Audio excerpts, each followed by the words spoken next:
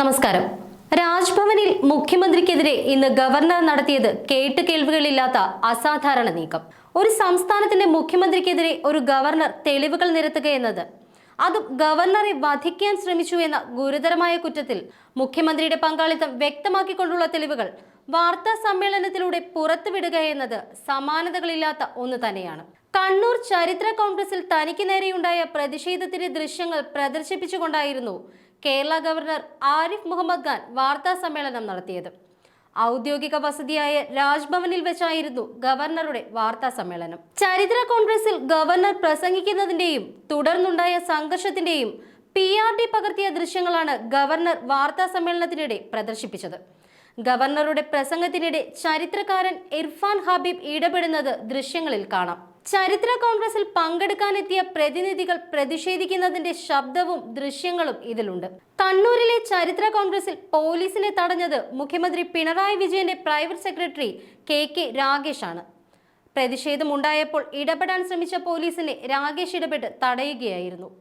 വേദിയിൽ നിന്ന് ഇറങ്ങി വന്നാണ് പോലീസിനെ രാഗേഷ് തടഞ്ഞത്. ചരിത്ര കോൺഗ്രസിൽ നടന്നത് സ്വാഭാവിക പ്രതിഷേധമല്ല എന്നും ആസൂത്രിതമായ വധശ്രമമാണെന്നും വാർത്താ സമ്മേളനത്തിൽ ഗവർണർ ചൂണ്ടിക്കാട്ടി. ഗവർണറെ തടയുന്നതും ആക്രമിക്കുന്നതും ഇതിന് ശ്രമിക്കുന്നതും ക്രിമിനൽ കുറ്റമാണെന്ന് IPC 124 വകുപ്പ് ഉദ്ധരിച്ചുകൊണ്ട് ഗവർണർ പറഞ്ഞു. പ്രതിഷേധിച്ചവരെ അറസ്റ്റ് ചെയ്യാൻ ശ്രമിച്ചപ്പോൾ തടഞ്ഞത് മുഖ്യമന്ത്രിയുടെ പ്രൈവറ്റ് സെക്രട്ടറിയാണെന്ന് ദൃശ്യങ്ങളിൽ നിന്നും വ്യക്തമായ സാഹചര്യത്തിൽ മുഖ്യമന്ത്രിക്ക് ഈ വിഷയത്തിലുള്ള ഉത്തരവാദിത്തത്തിൽ നിന്നും ഒഴിഞ്ഞു മാറാനാവില്ല. ഗവർണർ പങ്കെടുത്ത ചരിത്ര കോൺഗ്രസ് ചടങ്ങിലുണ്ടായ സുരക്ഷാ വീഴ്ചകൾ സംബന്ധിച്ച തെളിവുകളും ഇതുവരെ വിവാദ വിഷയങ്ങളിൽ സർക്കാരുമായി നടത്തിയ കത്തിടപാടുകളും ഗവർണർ പുറത്തുവിട്ടേക്കും. സർവകലാശാലകളിലെ നിയമനവുമായി ബന്ധപ്പെട്ട് മുഖ്യമന്ത്രി അയച്ച 2 കത്തുകൾ പുറത്തുവിടുമെന്ന് ഗവർണർ ആലുവയിൽ വെച്ച് പറഞ്ഞു. ഇതിനിടെ മുഖ്യമന്ത്രി പിണറായി വിജയൻ തന്റെ പക്കൽ നിന്നും പല ആനുകൂല്യങ്ങളും കൈപ്പറ്റിയിട്ടുണ്ട് എന്ന പുതിയ ആരോപണവും ഗവർണർ ഉയർത്തിയിരിക്കുകയാണ്.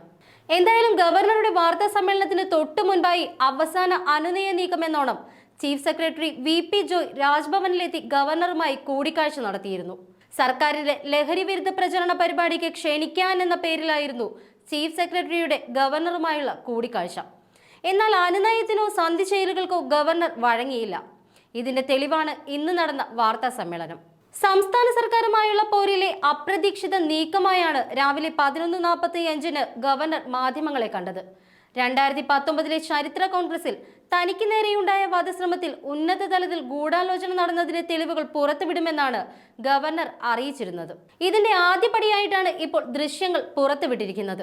കണ്ണൂർ സർവകലാശാലയിൽ CPM നേതാവ് KK രാഗേഷിന്റെ പത്നി പ്രിയ വർഗീസിന് നിയമനം നൽകിയ വിഷയത്തിൽ മുഖ്യമന്ത്രി തനിക്കയച്ച കത്തുകൾ പുറത്തുവിടുമെന്നും ഗവർണർ സൂചിപ്പിച്ചു. ഞായറാഴ്ച എറണാകുളത്ത് മാധ്യമങ്ങളെ കണ്ടപ്പോഴാണ് കണ്ണൂരിൽ തനിക്കെതിരെയുണ്ടായത് വധശ്രമമാണെന്ന് ഗവർണർ ആരിഫ് മുഹമ്മദ് ഖാൻ വ്യക്തമാക്കിയത്. കൊലപ്പെടുത്താൻ ശ്രമിച്ചാലുള്ള പ്രത്യാഘാതം എന്താണ് എന്ന് അവർക്കറിയാം. അതുകൊണ്ട് വധിക്കാനല്ല, പകരം ഭയപ്പെടുത്താനാണ് ശ്രമിച്ചതെന്നും ഗവർണർ പറയുന്നു. പൊതുവേദിയിൽ സംസാരിക്കാൻ അനുവദിക്കാതിരിക്കലായിരുന്നു ലക്ഷ്യം. താൻ വേദിയിലുണ്ടെന്ന് ഉറപ്പാക്കേണ്ടത് സർവകലാശാല VC ആണ്. ആഭ്യന്തര വകുപ്പിന്റെ ചുമതലയുള്ളയാൾ ഗൂഢാലോചനയിൽ പങ്കാളിയാണെന്നും ഗവർണർ ആരോപിച്ചു. എന്നാൽ എറണാകുളത്തെത്തിയ ഗവർണർ വധശ്രമമല്ല എന്നും ഭയപ്പെടുത്തൽ നീക്കമാണ് നടന്നതെന്നും തിരുത്തി പറഞ്ഞു. തനിക്കെതിരായ വധശ്രമത്തിന് കേസെടുക്കാതിരുന്നത് മുഖ്യമന്ത്രിയുടെ നിർദ്ദേശപ്രകാരമായിരുന്നു എന്നാണ് ഗവർണർ പ്രതികരിച്ചത്. സ്വമേധയാ കേസെടുക്കാവുന്ന ഒരു കുറ്റകൃത്യമായിരുന്നു അത്. പരാതിയില്ല എങ്കിലും കേസെടുക്കാവുന്ന കുറ്റമാണെന്ന് അറിയാത്തവരാണോ നാട് ഭരിക്കുന്നത് എന്ന് തിരുവനന്തപുരത്ത് വെച്ച് ചോദിച്ച ഗവർണർ പിന്നീട് നിലപാട് മാറ്റുകയായിരുന്നു.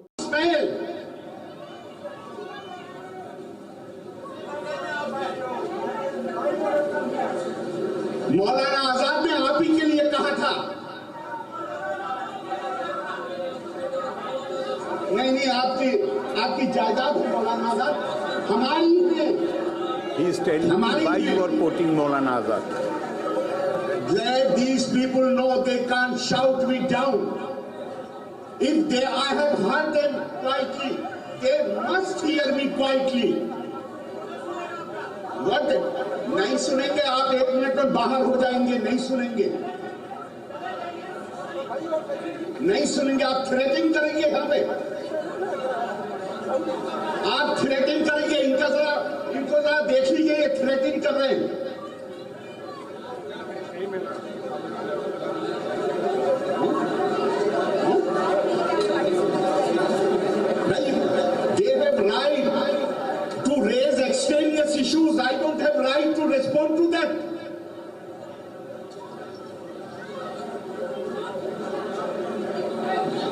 पता नहीं अगर जवाहरलाल नेहरू को कोट करना बदतमीजी है तो बेशक मैं बदतमीजी। You will decide whom I should quote. That is, वो तमीज है, वो तमीज है। वो तो आप कह रहे हैं कि मैं गॉडसे को कोट करूं, ये तमीज है।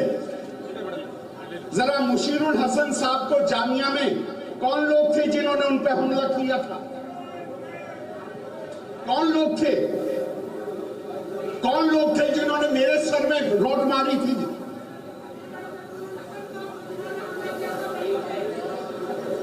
कौन थे वो लोग?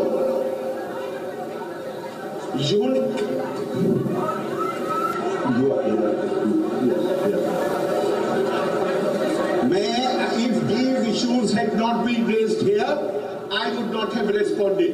I would have stuck to my prepared speech. He is behind me.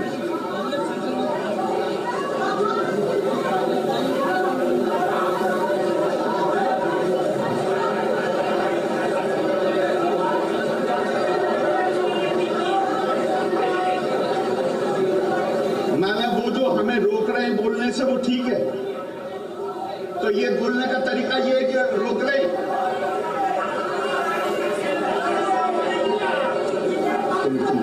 खामोशी सजेशन नहीं चाहिए।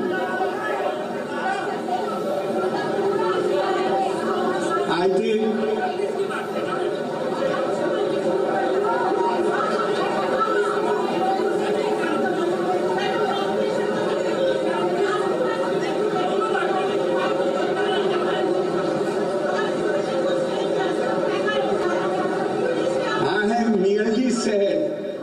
merely said that I invited them. They did not come. You are not ready to hear. I am merely saying that when Gandhiji invited them and they did not come, it created a culture of violence. And now Professor Habib is objecting my taking name of, he is asking me to quote Nathuram Godse. Is it okay? Is it okay? मैं आखिर में I want to finish it now. You know, we can't. मैं आपको फिर याद दिलाना चाहूंगा. I would like to remind you what Maulana Azad had said in 1946.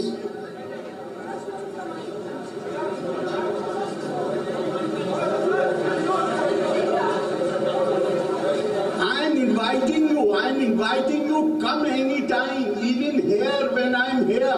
You are invited. See what Mahatma Gandhi has said, what Pandit Nehru has said, what Congress Party in its working committee resolution has said. And I wish, with these words I will inaugurate this Congress, that please, you have every right to stick to your opinion, but don't try to shut others down. Thank you very much. Jai Hind, Jai Bharat. Thank you, sir. Ladies and gentlemen, let us now rise for the national anthem.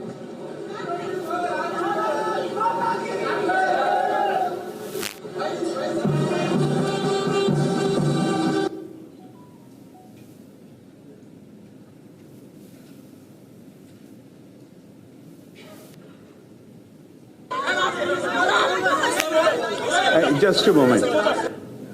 They had come prepared with maybe around 100 play cards. Tell me if there was something spontaneous about it. Can you prepare play cards in 5 minutes' time? In 10 minutes' time? They had come prepared with everything. Big play cards. So now show it.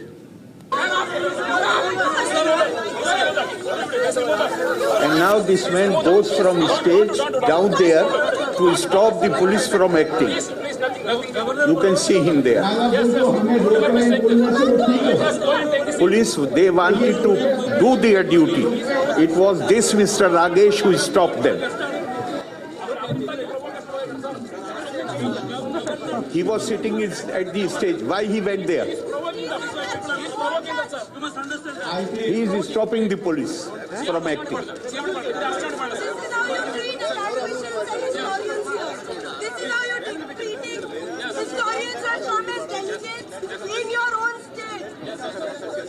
I have merely said that I invited them. They did not come. You are not ready. During my speech, he goes down. That when Gandhiji invited them and they did not come, it created a culture of violence. And now Professor Habib is objecting my taking name of Gandhi. He is asking me to quote Nathuram Godse. Is it okay?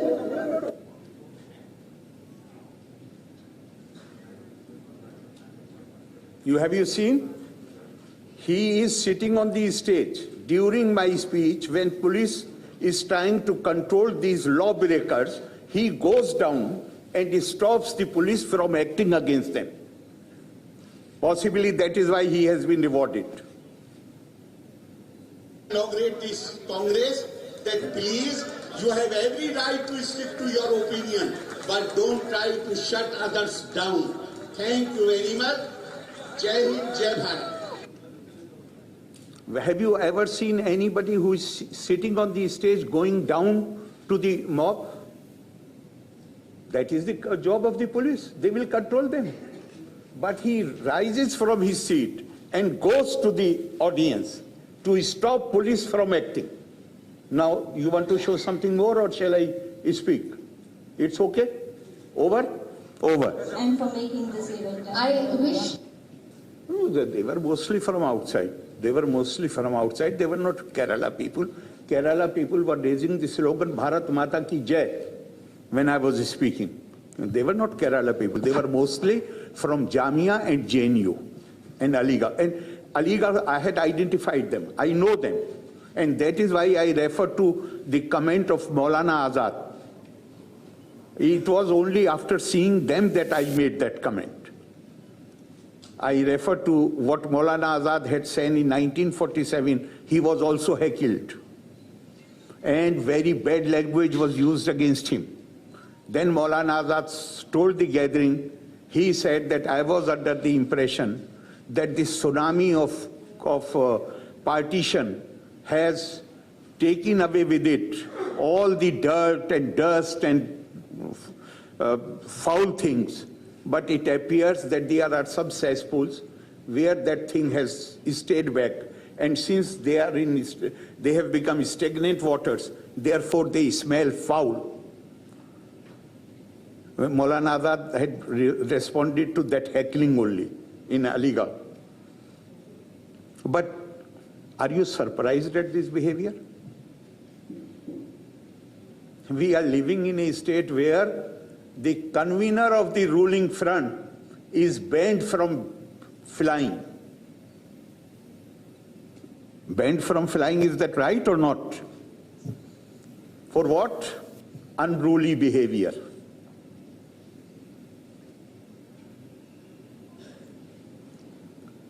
They think that it is their right to break the law. And when I said, not just convener of the UDF, one minister trashes constitution publicly and he is removed from the Council of Ministers. Another former minister challenges the territorial integrity of India by using the language of Pakistan. Do you think these incidents are merely lapse on the part of these individuals? No. This is how they are indoctrinated in their training camps. The only mistake they have committed is that they said something which is taught to them. They said it publicly. And that is why I said that there are certain ideologies which have originated outside India. They believe in the legitimacy of the use of force to silence dissent, difference of opinion, and to liquidate those whom they consider their class enemies. Who are the class enemies? Class enemies are those who have a politically different viewpoint. I did not ask whether there were members and I did not name anybody. Why CM felt that I am referring to the Communist Party? I am asking this question. There are other terrorists also. But he realized, because this is what they teach in their camps. Can he deny that the ideology he adheres to, it allows use of force against the political opponents? How come so many people have been killed in Kannur district? How come so many young lives have been lost in the campuses of Kerala universities?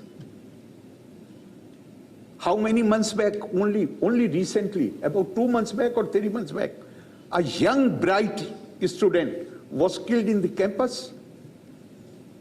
Why? Because to some people and their ideology, use of force. And Irfan Habib is the icon of that ideology, which believes in the use of force against those who hold different views. It is for nothing. I mean, don't you feel any sense of shame that the convener of the ruling party is barred from flying by the airline? For what? For attacking 2 persons inside the plane. So if they attack me here, if they can attack inside the plane, what is so surprising if they attack me there on the stage? Try to attack me, not attack me, try to attack me. And one question I am raising, how come if the reaction was spontaneous or it was a reaction to some of my remark, how come these 100 of placards were there if they had not come prepared? And in the light of what I had read earlier, IPC provision, it was the duty of to anybody if goes to the court, it will become difficult for the police to explain why they did not act. And police officers themselves told me that they wanted to act and they were prevented from acting. So my question through you is, some papers, please try to use my words. Don't try to put, because today I have seen what I said yesterday, that I'm going to ask for investigation. No, not at all. What I had said was, I want the media to investigate whether when police was prevented from taking action, whether it was also because the man giving instruction was himself party to the conspiracy, or it was merely a favor shown to the fellow cadre. I had said, I have not said that I'm going to ask any agency to investigate. No, I did not say that. I said I request you media to investigate whether, like people who had come with the placards, so surely they knew that there is a plan to intimidate the governor when they were preparing the placards. So the man who gave the instruction to the police not to act, was he also part of the party to the conspiracy? The man who went down from the stage and prevented police from acting against those who were creating disturbance, has he been appointed in the Chief Minister's office because of that great thing which he did? These are my questions. I'm not asking any official agency to investigate. I'm asking you to investigate. Instead of devoting their attention to, the roads are in bad condition, there are so many problems.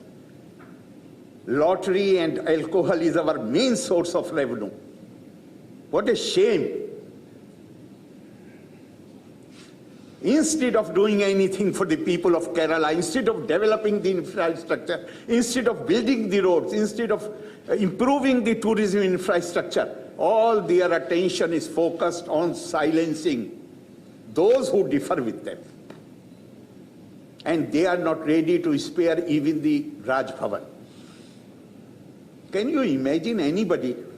Nobody, and I'm saying it with all clarity in my mind, nobody has any authority to give directions to the Raj Bhavan, whom I should have in my personal staff, how the affairs should be conducted. The only authority in India is President of India. And here, a secretary of the government of Kerala is forced to write a letter to the Raj Bhavan, trying to dictate how Raj Bhavan should run its affairs. And what ultimately they had to eat humble pie? The day I asked for his removal, I was fully aware that man is innocent. But I wanted to send a message that these pressure tactics are not going to work on me. But even that has not opened their eyes. They continue.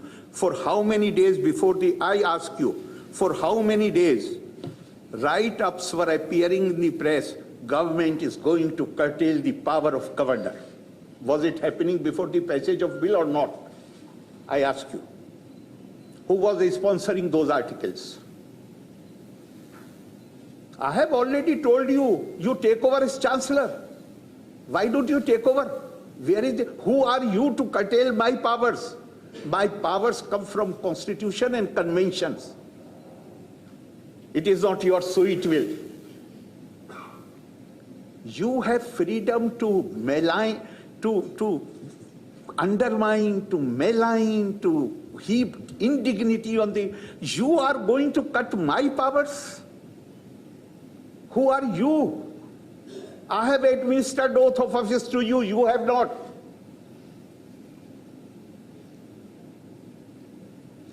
They have crossed all the limits.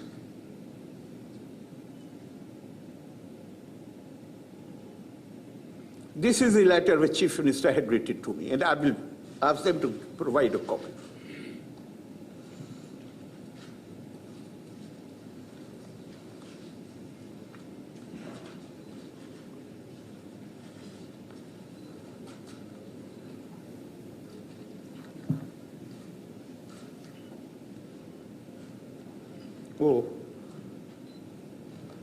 Prince साहब, आपके पास है वो 3 letters of the Chief Minister and my replies.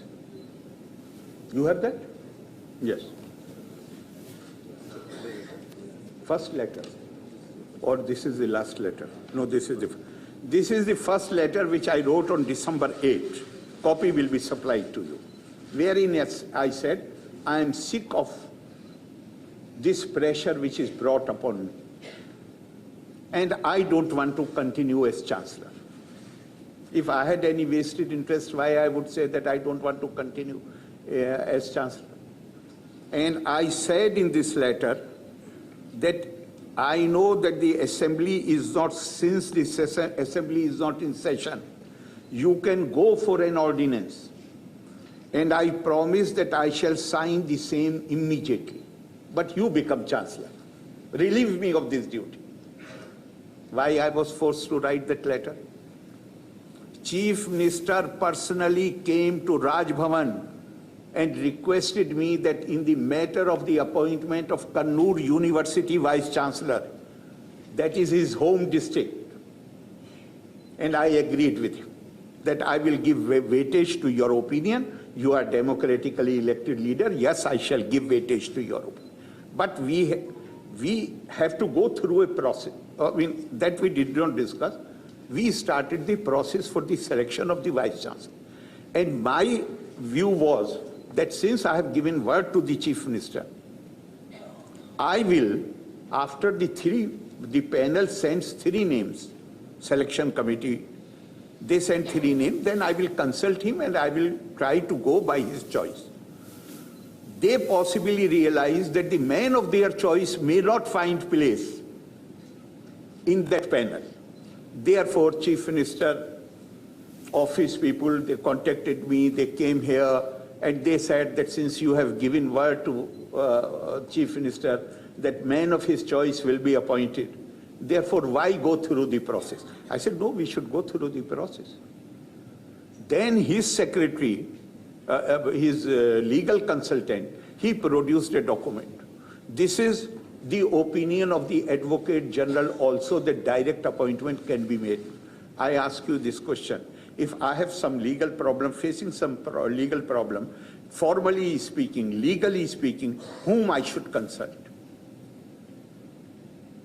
AG of the state? Advocate General? Advocate General, without my asking, the opinion is already there. I have not asked for this opinion. The opinion he produced. I said, why I should believe that this is from AG? This has not been signed. Okay. Can we come in the evening again? I said, most welcome. They come in the evening and they produce not only the opinion of the AG, but also the request from the Education Minister, who happens to be Pro-Chancellor. Same thing, and saying that I'm sending the opinion of Advocate General. Now, what was the course open for me? To enter into a legal battle because AG opinion is already there? And I'm saying, I'm not defending. I have already said that that was not right on my part to make that promise. I have already admitted to that mistake many times. But I had given word, it is true. I had not given word that I shall scuttle the process. They forced me with the letter of the Advocate General to scuttle the process. And Chief Minister in his defense said that under Article so and so, Governor acted on the advice of the AG. AG immediately next day clarified the position that Raj Bhavan never sought my advice. Advice was given to the Education Ministry, who had sought my advice. Why Education Ministry sought his advice? To bring pressure on me. I realized that this pressure is going to continue. Therefore, I decided that I should not continue as Chancellor. And I wrote the letter, which I have already told you, and they will provide the copies, in which I said I am ready to sign even an ordinance. You become the Chancellor. Now, this letter was replied on December 8 itself. I am not going into it. I did not accept, in which request was made to me to continue as Chancellor. I did not accept it. I wrote on the same date, next day, December 9, saying that I do not accept the explanations which you have given, and I stand by my decision. The reply came on 16 December, again requesting me that I will have to continue as Chancellor. Then, even this I rejected. But I said, why continue this letter writing? I do not have that kind of relationship that I should enjoy reading these letters. So I said, now I'm not going to comment. If when I did not comment, then on, where is the last letter? Yes, it is here. The last letter. The last letter, all the ifs and buts, and to give you the complete story, a senior officer of the government came to Raj Bhavan with a draft and requesting me, asked me what I want to be written so that I can continue as Chancellor. I made some modifications in that draft. And then this letter, same evening, came from Chief Minister. And the earlier letter also, he had said that government does not have any proposal to make any change in the, as far as the selection of the Vice Chancellor is concerned. He has written in his letter, you will read it. More interesting is something else which I will tell you about Professor Siena Rao and Professor Panikkar. If I forget, please remind me. Now finally this letter came, which was on 13th January, in which all ifs and buts were dropped. I was requested to continue as Chancellor. I was assured. Now I'm quoting from the letter of the Chief Minister. I am of the considered opinion there should not be any intrusion into the academic autonomy of the universities from any quarter, leave alone government. He assured me that he will ensure there is no interference by the government or any other agency. I have not written this letter. He has signed it, this letter. And now what they are doing? They are not only changing the law, but saying in that law that there will be 5 members of the selection committee, 3 will be nominees of the government, and the decision will be taken by majority. Academic matters decision will be taken by majority. So does he remember what he had written to me?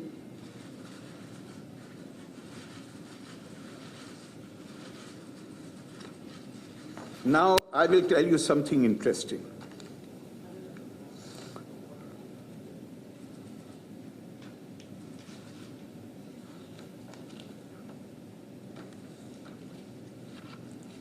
Where is the first letter?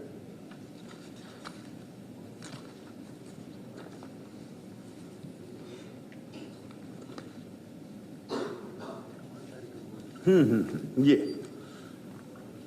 The first letter,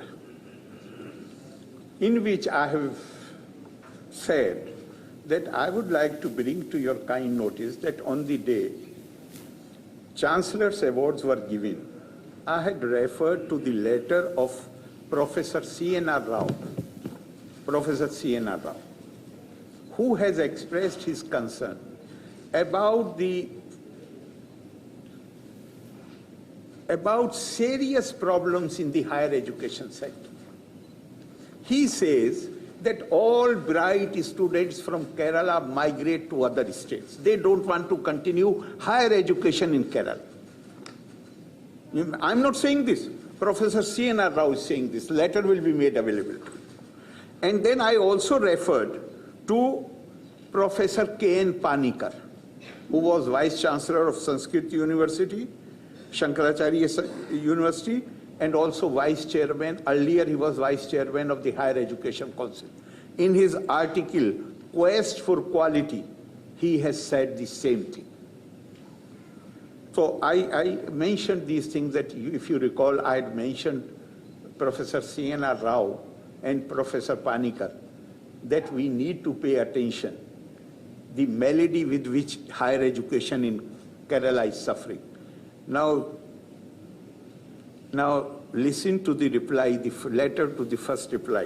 What opinion he has about Professor C.N.R. Rao, Bharat Ratna, and Professor Panikar. He says, while the state is taking strenuous efforts to create a knowledge economy by raising quality of higher education to new levels, strident propaganda to malign the universities and to give adverse publicity about the centers of higher learning in Kerala have also been noted. He feels that Bharat Ratna Professor C.N.R. Rao and Professor Panikar are indulging in propaganda against the Kerala government. I need not comment on that. He says in his press conference, I'm asking you, have I ever invited before to the Raj Bhavan or to the airport or any place where I'm staying? No. But when I come out of my room, when I reach the airport, if I see that media people are waiting there, I considered it necessary on my part that if they have from the city, they have gone to the airport. Outside Cochin guest house, they are waiting for more than an hour. I should stay there for 5 minutes and respond to their queries. He says in his press conference, any being places mic before him and he starts speaking. Are you any being? Or you are one of the important pillars of the state? I ask you, why do you not question when these kind of remarks are made? It is the duty of the media. If you will allow to be treated in this manner, then many more people, they will, why? I'm not fighting any personal battle. I'm not going to be here in this Rajbhavan forever. After some time, I will go. But the man who comes after me, he will have this question about me, that I compromise the dignity of the Rajbhavan. You have a duty for your future generations also. The words which he has used are, any being places mic before him. Is it okay?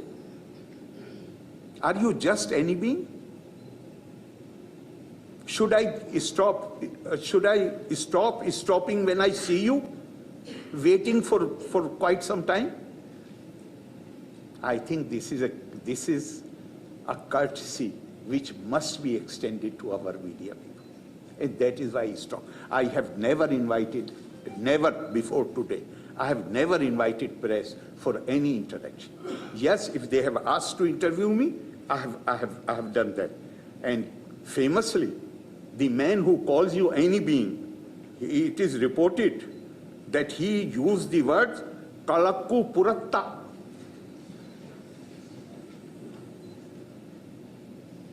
He had said to you, not to me. How do you tolerate these things? Kalakku puratta.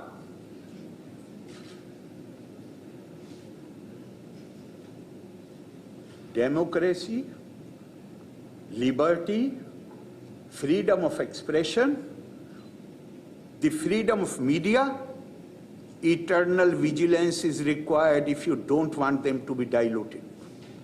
If you will digest these remarks and you will not question back, then so far he has said kadakku puratta, then he will ask his men to throw you out of the campus if you won't take, if you will not yourself guard your freedom.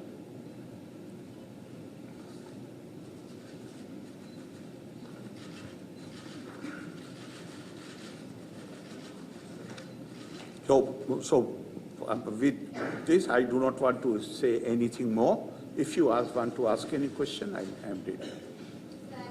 I said before, sorry. You may ask me question, and because I have said earlier, I will explain why I am raising this issue now. Honestly, after Kannur, I had this thing in my mind that this was something which Irfan Habib Saab is known for violent activities. In Aligarh, you check with anybody. He was leader of the 4th grade employees union. Hardly any 1 year went when he had not physical encounters with people.